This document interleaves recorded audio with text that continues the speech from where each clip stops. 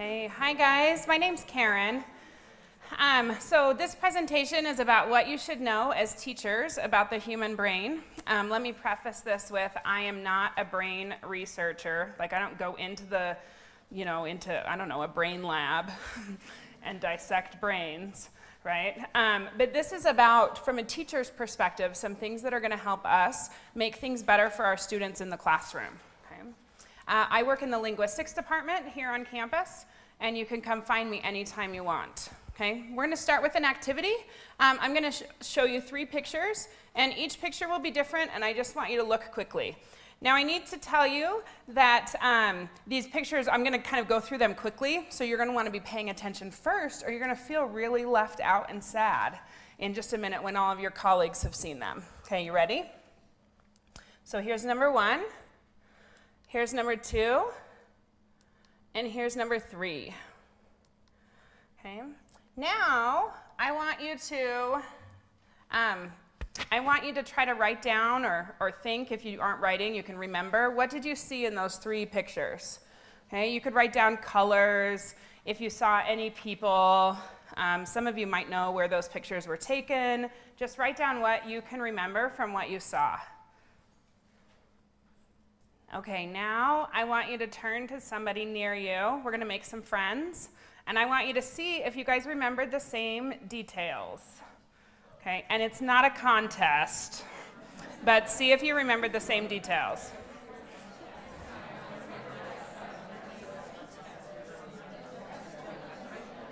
Okay, let's come back together. So how many of you saw something a little different from your partner? Did anyone see anything that was different from their partner? Okay. Was their partner wrong?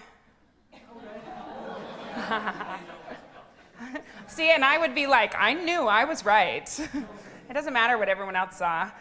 Let's talk about them for just a second. So what kinds of things did you see in picture number 1? What kinds of things did you see? What is?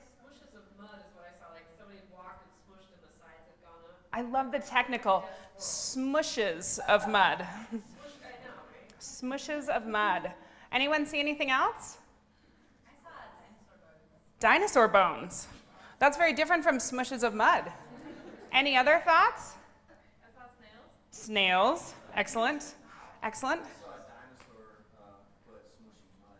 I thought you were going to say a real dinosaur. So a dinosaur foot smushing mud. We're like bringing it all together. Okay, and maybe there was a little snail underneath his foot. Yeah. I saw dead squirrels, but I probably didn't get my Dead squirrels. You are a little further away from the front. Okay, yes? I thought I saw Roots. Okay, so how do we get so many different things? How do we get so many different things that we see, even though we all looked at the same pictures? Yeah. Yeah, so we have different mental contexts for how we file away those images. Okay, that's kind of a summary of what she said. I'm repeating it because we're not going to get it on the recording if I don't. I think that we have such a small amount of time to actually take in the context of the picture that we just latched onto first associations we could get. Yeah, so some kind of association. We had a short amount of time, so our brains are like trying to make some sort of connection with what we see. Okay? And in fact, we don't make the same connections. Why not? Because we're just trying to remember things. We're not sure that this was a camera. Yeah. So if you said watch and remember, we would all pay more attention. I know, I tricked you. I didn't tell you that I was going to ask you to recall. Some of you might have said, oh, it's a brain presentation. I bet she's going to test us. I think for me, like, history plays into it. Like, if I'm associating things from the past, I played mud a lot as a kid. I didn't go hang out with dinosaurs, so my first instinct was, hey, it's mud. Yeah, so she said she smushed in mud a lot as a kid. I might have paraphrased, right? And so her experiences help shape what she relates it to. Yeah, I tried to connect all the pictures together just since they were one after the other. So, like, I saw dinosaur bones, a cave, and a lab, because all of those things kind of connected together. But that was just for me. Yeah, and what's your major? English. Oh, see, I wouldn't have expected that from an English major. I would have expected that to be the science major would have been like, it's all related to this. So very interesting. Okay. What about picture number 2? What did you see? Some what? Some red background. A turtle in the eyes. A turtle? Turtle. Sorry. Turtle. A tunnel. Yeah, turtle. Was that number 2 or number 3? Yeah, so for most people, that one was number 3. So number 2, but maybe ice too. Yeah? A cave. Any other thoughts? There were some kids playing on rocks. Anyone know how many kids? 3? Do I hear 4? 2? 5? Anyone think 5? 3 kids and 1 adult. 3 kids and 1 adult? Anyone see a dog? Just kidding. Okay. What about number 3? What was picture number 3? An ice tunnel. Some sort of ice tunnel. But then I thought, like, it looks kind of like an MRI machine. Then I'm like, no, they're not there. Okay. That's actually one of my thoughts is MRI machine. For some reason, that reminds me of an MRI machine. I've been in an MRI machine. They don't look anything like that. They don't. But when I see that picture, it makes me think of an MRI machine. Okay. Any other thoughts? So we have ice up here. Technology, plastic. A glass sculpture. Anyone think like a laboratory? Blue, an aquarium, computer screensaver, right? So there's some additional information that would have helped you guys identify some of these pictures. The third one especially, right? Like you don't know how close or how far away I am. The same with the first one, actually. That you don't know how close I am to my photography subject. Or how far away I am, and that would actually give you some information. Okay? So let's talk about some students. Okay? So have you ever said these things to yourself? Okay, like what's wrong with these students? Why can't they remember all these things that I've taught them? Do you guys ever have that? Okay. Some of you look a little uncomfortable. Yeah? You want to tell me what's uncomfortable for you right now? Yeah?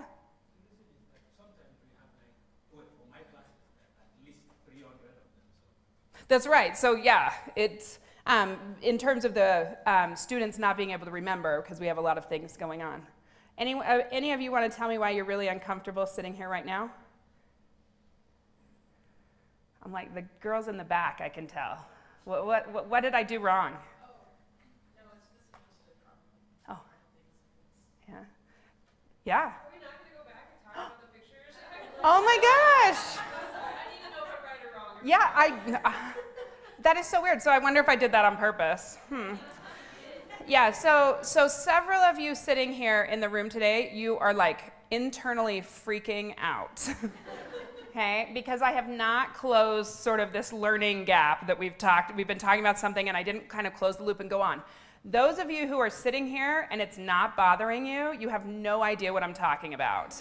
Okay, because we have a couple of different types of people in terms of whether we can tolerate ambiguity or not. And lots of you in this room are saying to yourself, well, I know what I saw, so it doesn't really matter what they were, right? And you can move on. Some of you, though, are not able to move on until I go back because you actually cannot focus on what it is that we're doing without me closing that loop. Okay, so for those people, actually for all of you, because it's cool, we're going to go back. Okay, but so I just like to mess with you. So the first picture, and I'm going to do this quickly because it's not important for us to know actually what they are, right, to the presentation. So I'm going to do this quickly so we don't spend too much time. They are dinosaur bones. I took them myself, or took the photos myself.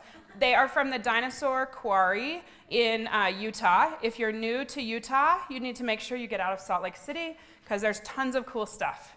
Okay? These two dinosaur bones are a femur bone, a femur bone of a giant, like a brachiosaurus or a long neck dinosaur, if you want to be technical, non-technical, right? So those two bones are 20 feet long. Okay? Think of how the information I'm giving you changes your perception in terms of how you see those objects, right? I actually took the picture from a really big distance, but I have a really powerful camera. Okay? So this is part of the active quarry at Dinosaur National Monument. Okay? The second one, this is a cave-ish. Cave isn't exactly the right word. It's actually a lava tube. So this is at Craters of the Moon National Monument, which is in Idaho, but still only a few hours away from Salt Lake. It's the weirdest place I've ever been on Earth. And a lava tube is where lava runs underneath the ground, and then the lava disappears and it leaves behind a giant tube. And the Earth, in this case, has fallen in from the top. Okay? And there are, believe it or not, 7 people in this photo. 1, 2, 3, 4, 5, 6, 7. Okay? Again, you only looked at it for a short time, but just to wrap up for your brains. Okay?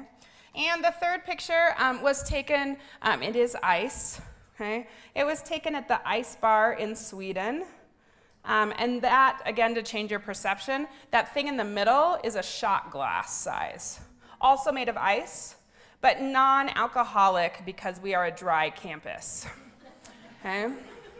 So non-alcoholic there in the middle of it was sort of the end of the counter, and I just like to take weird pictures so I can use them in presentations later. Your brain's feeling okay? Okay, so now we can move on. Okay? So you need to know that that's important, right? That our brains don't always work the same as our students' brains. Okay, that's one of your lessons. And that you need to make sure that you're doing things that help their brains, not just how your brain works. Okay? I'm actually aware of it makes you anxious to not go back because that is the way my brain works. Okay? But those of you in the room who were like, it doesn't matter if we go back, your brain does not work the same as some other people. And the people who don't have to go back are okay going back. But the people who have to go back are not okay not going back. Okay? So sometimes our brains work in a way that some things seem mandatory. Okay? And we'll talk more about some of those. So do you ever say to yourself, I don't know if this is my students or my children, but I've told them 100 times, why can't they remember how to submit this? Or how many times do I have to say this? Okay? I say the same things over and over. I often, as a teacher, in trying to encourage students to listen, say something like, let me repeat what I said earlier, right? For those of you who might not have caught it, which is sort of a backhanded, a passive-aggressive way to say you weren't listening, okay, which is not always the kindest. Okay? It's important for us to know, okay, there are reasons why students don't always remember. It's important for us to know that we learn by forming connections. We do not learn from scratch.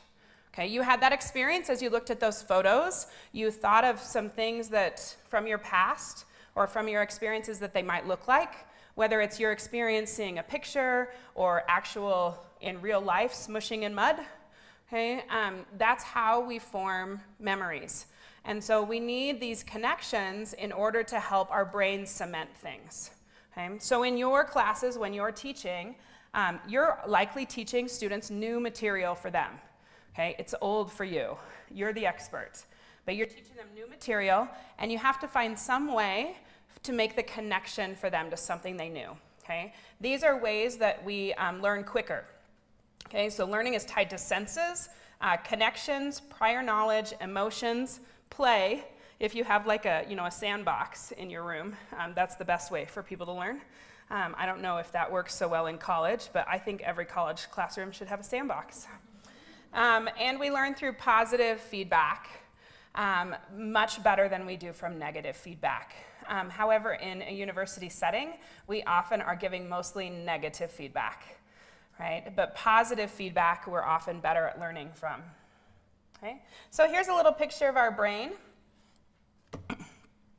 Here's a little picture of a part of our brain, okay, where this is a very close up. So here we have some neurons and some synapses. Okay? What happens, have you ever heard the expression, fire tell you wire? Have you ever heard that expression before? So it has to do with our brains. It's a common one that I've used as we repeat things over and over again. And in fact, what it means is that when we are learning something or doing something, our brain lights up and our neurons start to fire electricity. Okay? And eventually we form connections when we do the same thing over and over again that become hardwired in our brain. Okay? So a person who maybe wasn't learning or paying attention to very much, maybe they have very few connections, but the more that we spend time learning things and connecting it to things we already know, the more of these connections we make in our brain. And I mean a literal physical connection in our brain. Once that happens, then our memories are encoded. Okay?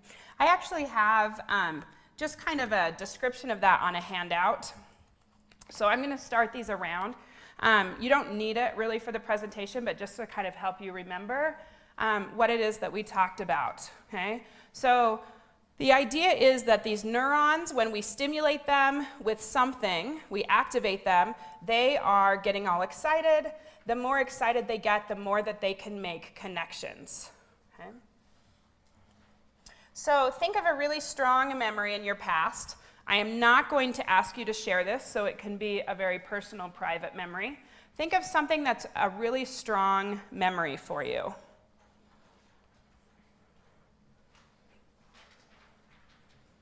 Do you have the memory?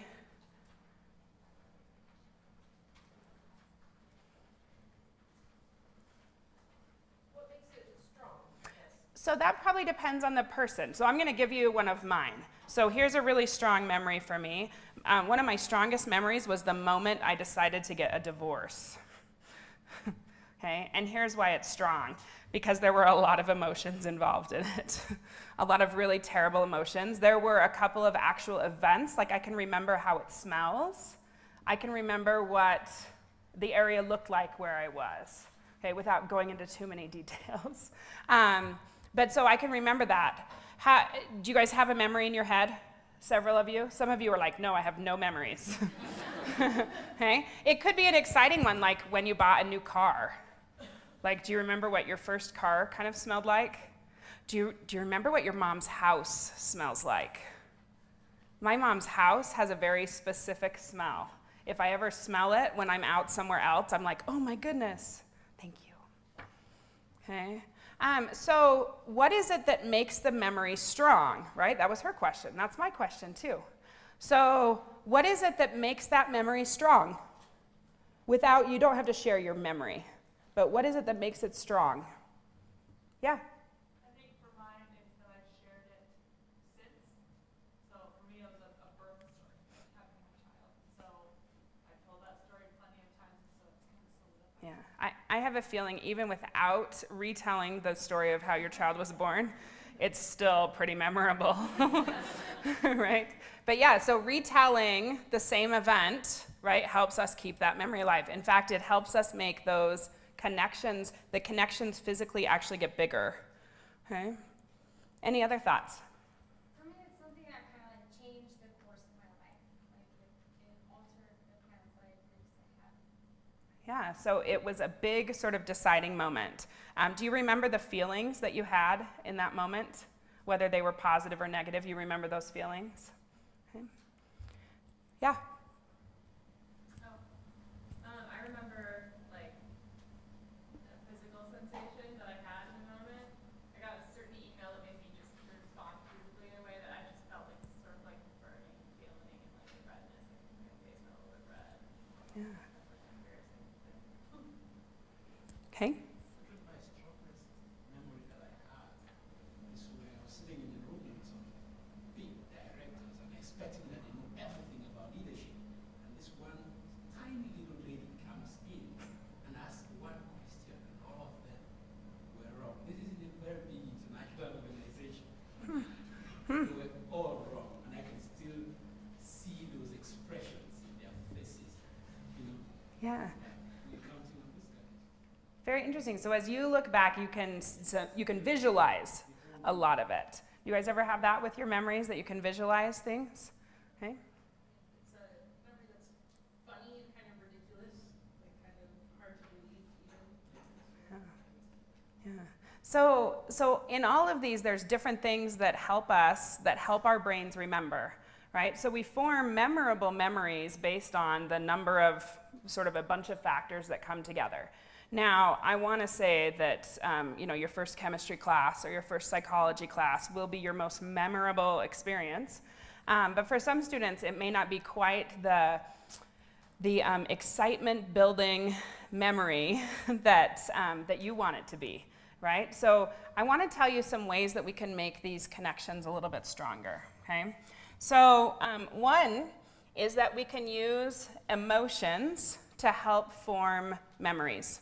Now, several of you probably have very negative emotions associated with your memories. Okay, I actually have, for me, my most strong memories are negative, right? So death of a loved one, something like that. Those memories stick with me a lot stronger, but I'm not encouraging you to use negative emotions in your class to try to cement the memories, right? I highly encourage you to use positive events to cement the memories, okay? But using emotion can really help us form memories, okay? And emotions can actually inhibit memory formation as well, okay? I want to show you a couple of clips from a video. This is an American movie from quite a while ago. It's called Mr. Holland's Opus. It's like the best movie ever. Mr. Holland's a music teacher, and at the beginning he really hates teaching, as you will see, and it gets better a little bit further on. What I want you to notice is his interaction with the student. I want you to notice what his facial expressions do, and whether you think that that helps the student or inhibits the student from forming memories, okay? Or whether they'll be good memories or bad memories, actually might be. Would you take it from bar 37, please?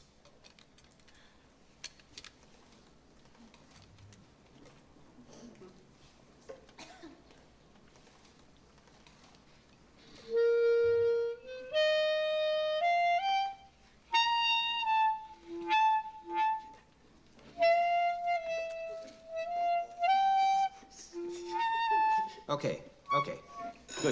Good.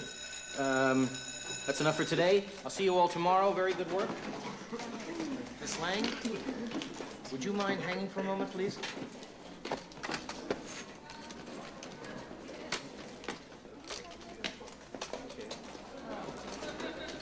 You seem to be having a little trouble getting through the break. I know. How long have you been playing? 3 years. Really? And do you find that you get all the practice time that you need? I practice constantly, yeah. Well, then I think maybe you and I should find some time to work on an individual basis. That would be great. I don't have a lot of time. That's but, okay. That doesn't matter. Whatever you can give me, that'd be wonderful. I really want to do good at this. Oh, I bet you do. Well, why don't you come in about a half hour before first period tomorrow, and we'll just start. And Okay. Yep. All right. Thank you very much. Thanks. Okay, so remember that I love this movie, right? How do you think, well, let me see how better to ask this. So we have this interaction going on between these two people, right? And he says, what do his words say? What does he communicate with his words?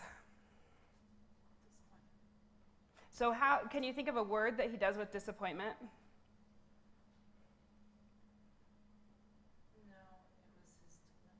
Yeah, so it has more to do with the intonation, right? So not the words specifically, but the how you say it, right? And then with his body language, what did his body language show? His body language looks like he's just been listening to someone practice a clarinet, which is really tough to do at the beginning. It's kind of hard, right? So his words actually say, hey, I want to help you. But his body language and the other things that are associated with language are really saying that he's not that interested in helping her, right? Do you see that? Okay. So how confusing is that for a person who's trying to understand what someone's saying, right? Did she pick up on the negativity? Nope.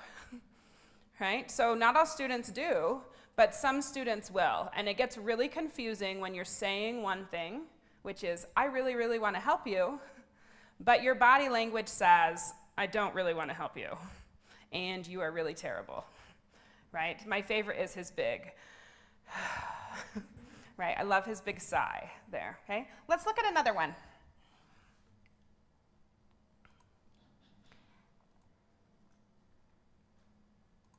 So this is closer to the end of the movie. Anybody here know the difference between the Ionian and the Dorian scale? Yeah. Anybody? I just wanted to confirm the fact that I've made absolutely no impact on you in the last 5 months. Mr. Sullivan. Yeah.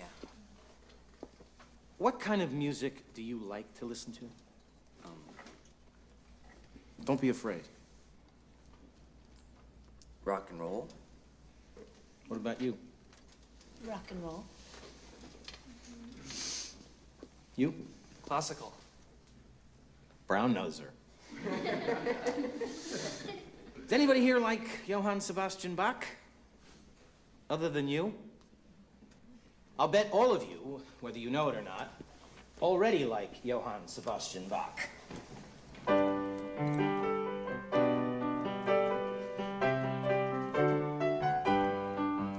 What's this called? Lover's Concerto. Who wrote it? The Toys. Wrong. That was Minuet in G, and it was written by Johann Sebastian Bach.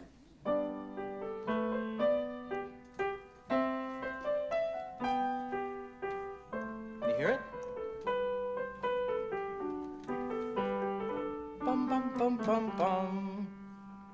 And he wrote it in 1725. They are both prime examples of the Ionian scale. Now listen, and see if you can hear the connective tissue between what I just played and this.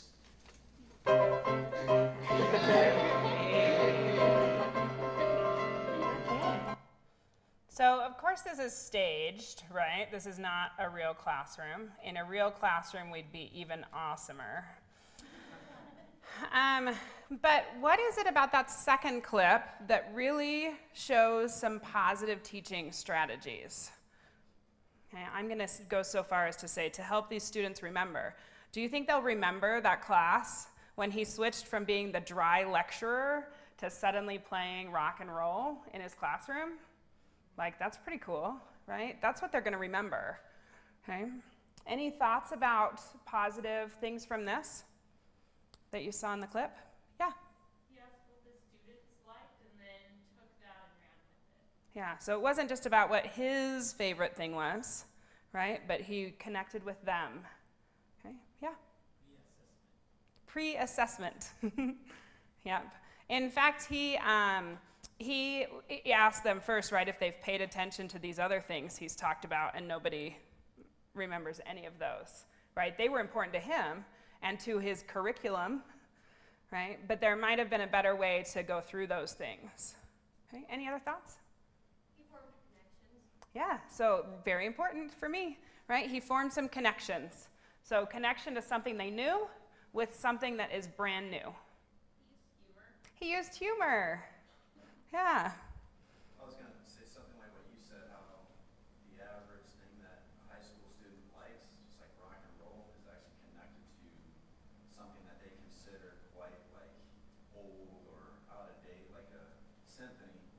So it's like trying to make those ties between the mundane and something more complex. Yeah. So, and I would say, so he said, just to get this recorded too, but so ties between something that's more mundane, like the older symphonies and things that students may not know with something that they know that's current, that's rock and roll.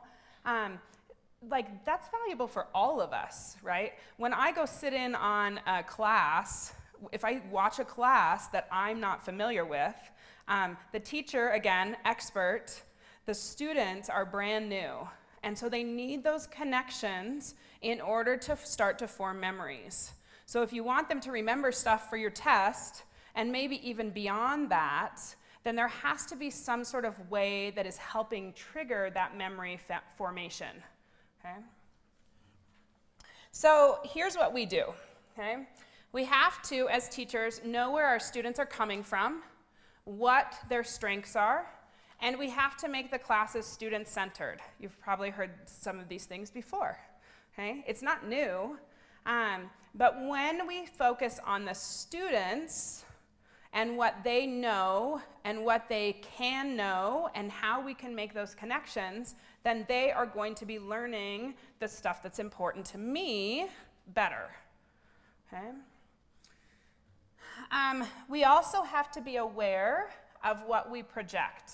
Okay? Are we like the first clip where I say, I want to help you, but I really don't have any time to help you, and I really don't want to spend that energy?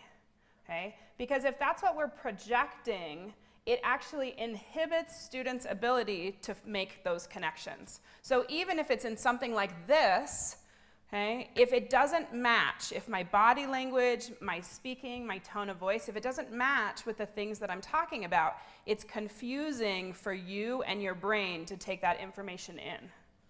Okay? We need to, again, not new, use multiple learning styles. Okay? Providing also material in lots of different formats. Sometimes I hear professors at this university say, well, I don't want to give my students notes because then they'll just use those and not come to class. But in fact, most people's brains do better when they have something that's written, whether that's like PowerPoint slides posted or some handout or something. Most students' brains do better when they can do that because we can't learn it just once, right? Someone mentioned about like telling the thing over and over again, right? We need multiple exposures to learn something. So I'm not the teacher who's trying to trick my students. Like, I want to see if they can learn this with just one exposure, right? And see who's the best at memorizing, right? That's not my goal. My goal is to have them really learn the information, which means I'm going to provide them as many possible tools as I can to access that information and form the connection for themselves, okay? We have lots of university services that are available if you have students who need some specific help in making connections, right? Like something's inhibiting them. I think of students who are depressed and maybe need to see the counseling center. I think of students who have special needs accommodations, and they may not know that there are accommodations for some of their needs. Okay, so there are a lot of university services that can help us help our students make connections, okay? And as I've said, you're the expert, they're just learning. Okay?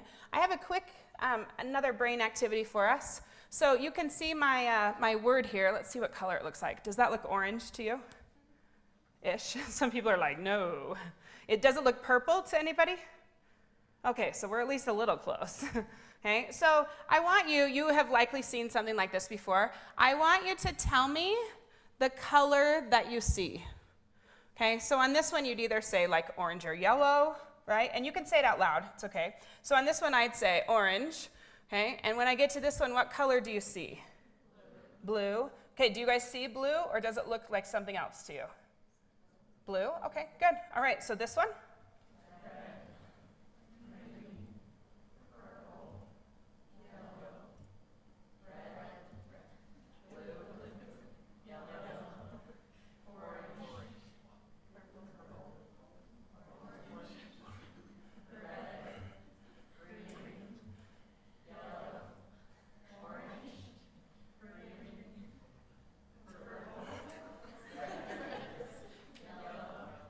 Ooh, thank heavens that one's over.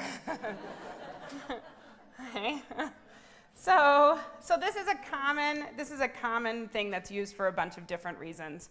I want to use it today to talk to you about language learning. Okay, so did you enjoy that activity? You're like, yes, I do. Did you get them all right? Almost. For some of us, it's harder than others, for sure. Okay, so what happens when we get to the part where the color mismatches the word that's written? Did you feel a slowdown in your brain? Could you feel that it's like a cognitive dissonance? Now, that isn't because you're not good at colors, right? All of you in this room are probably good at reading and good at colors. And yet that task was really difficult, right? So it's not about how smart you are, right? Some of you will leave this going, I'm not very smart, I couldn't do my colors. Okay, it's not about how smart you are, but there are things that happen to us that can inhibit our brains functioning fully, okay? In fact, can you imagine if you were like that all day long? If when you're listening to your instructor speaking, that's the way it took you like that much processing time to really get it? Can you imagine? Okay. That actually is the way it is for many language learners here on campus. Okay? It's not that they're not smart enough, it's not that they don't know the language enough, but it takes processing time, depending on where they are in their second language, or maybe it's their 10th language. It takes processing time for them to process what they're hearing, the input they're getting, with what the output would be. Okay? And it can feel that difficult to them all day long. All day. Okay? Pretty phenomenal that students ever do a study abroad. Okay? Because it's hard. You actually go home tired and exhausted. Okay? So there are students on this campus who are very, very smart, but they're struggling in that way because it takes their brain time to process what we do very easily. Okay? They're using more parts of their brain, okay? And the emotions that inhibit their ability to form memories may be different from a domestic student, okay? So your average freshman is worried about where to get a job, maybe where to buy clothes or eat and stuff. Your average international student, the worries and emotions that they're feeling on a regular basis are like gigantic, right? Some of them are saying to themselves, oh my gosh, if I can't get an A on this test, my whole family is going to disown me because they have all pooled together to spend their money to send me to this university. And I don't understand a single word that the professor said today, okay?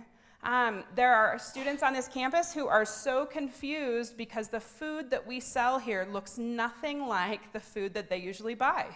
Do you know that there are whole countries where they don't eat salad? Right? Lots of people don't eat raw vegetables. It's very confusing for their brains. Okay? That doesn't mean that they're not smart. It's just very difficult. And as a professor, the starting place for connections with them are different. Which means as I'm getting to know my students, right, and getting to know what connections I can make with them, I can't just use US American cultural references because they didn't grow up in my US American culture, okay, where people know about Power Rangers or something, right? I have to know some things about where they've come from in order to make the connections. Does that part make sense to you? Is that connecting for you? Okay, so the starting place for connections is different for them, and we have to work with them from where they are to help them make the connection. Okay, that might involve you talking to your students. Okay, I know that's terribly tough, right? But you may have to ask some questions to know how you can connect with them. The other thing that you can do, remember play? Remember how play was a really important part of making connections? So for me, a chemistry class, for example, is a really good example. That I may have lots of people who don't have the same background or prior knowledge, but when I bring them together and we're doing experiments together, I'm creating the same background knowledge now. And that's a type of play. Okay? It's even better if they can do the experimenting, but I know that doesn't happen everywhere. Okay? So connections, emotions, be aware of what I project, okay, so that I'm helping students engage with the material instead of inhibiting them, Okay, what questions do you have for me? We have just a couple minutes for questions.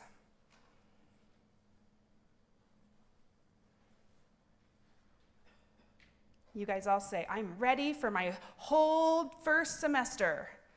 Yeah. Karen, this is not really a question, but your example, because the international students is your background, but all the things that you're saying really applies for a multitude of students that, that may not even know that they have any neurotypical, anomalies going on, like your autistic students or students who are just even kind of harassed that day when you had brought up depression. But anything that is at that moment that you're in class is inhibiting how you're processing things, all of your recommendations would apply to help them out also. Yeah, so you have the student who just got in a car accident before they came to your class, right? It's difficult for them to focus on what's going on. But yeah, students who have, so everything that we do, so my background is language learners, but everything that we do for language learners does not hurt anyone else. And in fact, it helps almost every population, okay? Kind of like that, whether we go back to the pictures or not, right? There are some people who say, I don't need to go back, but I will, that's okay, it doesn't bother me. Okay? Everything that we can do for language learners to help them really helps everyone. Okay? And I cannot stress enough about helping your students get to the university services, because Center for Disability Accommodation, they help with test anxiety. You can get accommodations when you are anxious taking tests. Okay? There are tons of accommodations they can make to help our students be successful. Okay? So I highly encourage any student who contacts me with an issue to go to them, because they are so helpful. Okay, any other questions? Kind of a question. Convoluted question. So I attended a conference last year, and we talked about the brain in children and that. We talked about how when you leave an environment, you automatically lose 33% of what you've learned, right? Do you ever discuss that with your students? Do you ever talk about, hey, let's talk about how you can really take this, and when you go home, let's talk, like you've changed locations, you really want to understand what we talked about. You know what I mean? Do you address the fact that changing environments leaves learning in the previous environment? So that's a really good question. So for me personally, I don't usually address that different environments have different, that you may lose some of the learning as you move from one place to another. What I try to do in my classroom to cement these memories is that I always have reviews, right? So at the beginning of a semester, a student's like, oh, we're gonna have to take a test in this class, and what they're asking me the first day, what's gonna be on the test? And I'm like, stuff you don't know yet. Like, I don't even know how to answer that question. But by the time we get to the test, I have made sure that we have gone over the same information 5, 6, 7 times in different formats and in different applications, right? Like I give them new ways to look at the same information. You can also do that in terms of like if you're giving them homework, right? Trying to have them encounter it in different ways. Because I teach linguistics, I don't feel like there's a super lot they need to know, like it's not gonna save their life if they're out in the field somewhere. So I don't feel an urgent need to make sure they can access the information everywhere. But I do spend a lot of time going over that information over and over and over again.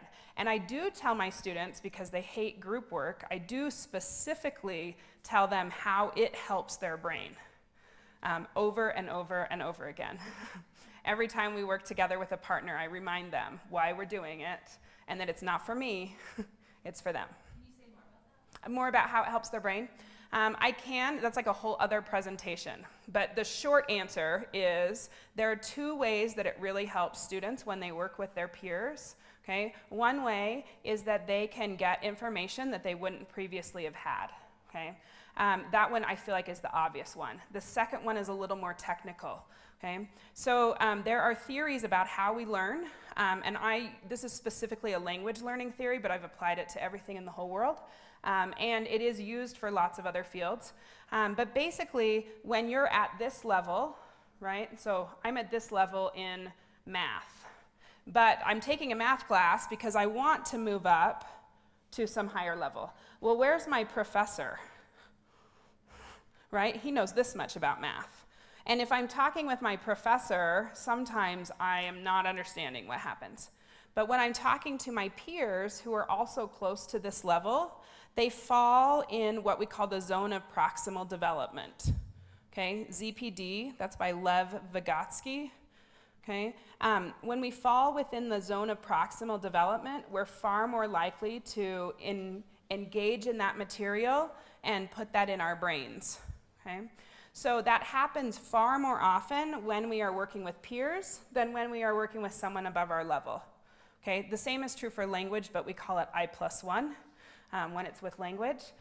The other thing that can happen, so I said 2, but I'm going to give you 3. The third thing for group work is that we try to do activities from different abilities. Okay? So if you're familiar, there's something called Bloom's taxonomy, which talks about lower order thinking skills and higher order thinking skills. And our goal is always to get our students into those higher order thinking skills, which includes things like analyzing, critical thinking, creating new things. We want to move our students from the bottom to the top. Okay? When students work in groups, they are far more likely to work in those higher order thinking skills than when they work alone. Okay? Here's an example. If I ask you to give me some recall on what we've just talked about, you're going to think about it, you're going to raise your hand, and you're going to give me an answer. That's a lower order thinking skill. But when you're in a group and you're talking about it, you often change the way you talk about it to defending the thing that you're presenting, right? Well, I think it's this because, okay? Or I think it may not be what you're telling me because. And that act of interacting in that way raises them to higher order thinking skills. Okay, so kind of 3 things that I think are really powerful in terms of working in groups that help students' brains. Right. Okay. But yeah, we could do a whole other presentation on that. Okay, any other thoughts? Questions? Okay, if you want to contact me anytime, you're welcome to. I have an office on campus, so I'm here all the time. I love to interact with people, especially about language learning. Okay, thank you all so much.